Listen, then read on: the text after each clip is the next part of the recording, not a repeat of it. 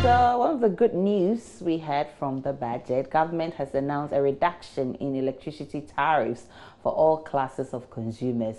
Residential consumers are expected to enjoy about 13% reduction, whilst the mining sector is expected to enjoy tariff reductions of up to 21%. How does this come across to you?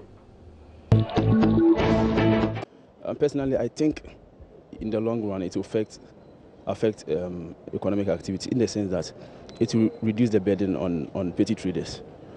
Looking at the investment that people make into activities, electricity and other stuffs, and government is taking this bold initiative, I think it is the right step in the right direction. Still within the political element, politicians trying to play on our minds and all that, because for sure, if indeed the government wants to get something like that implemented, then of course it should have suggested and discussed it with the Public Utilities Regulatory Commission before putting it before Parliament as a proposal in the nation's budget. So for me, it comes across as one of those political things. It's good news because looking at where I started from, it's a regulatory agency.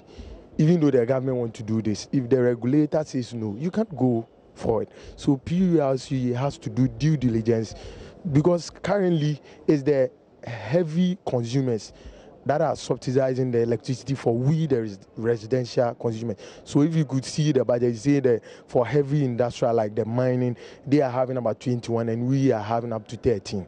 So I think it's in the right direction.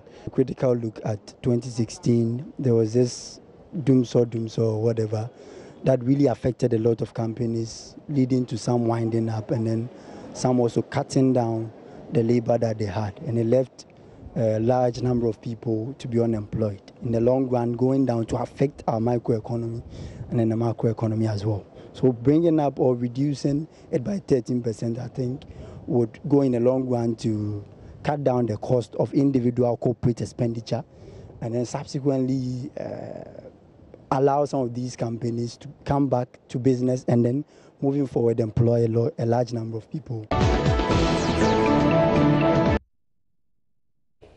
All right, so let's check out what you've been posting on Facebook.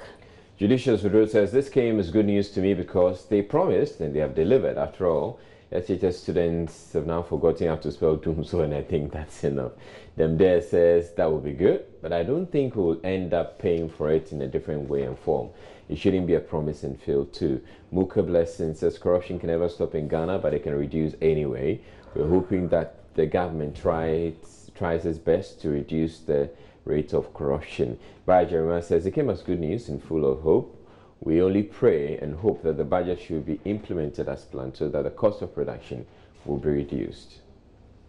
And Gabriel Mott says, they are robbing Peter to people, increasing fuel and reducing electricity bills. And he chuckles, allow me to think.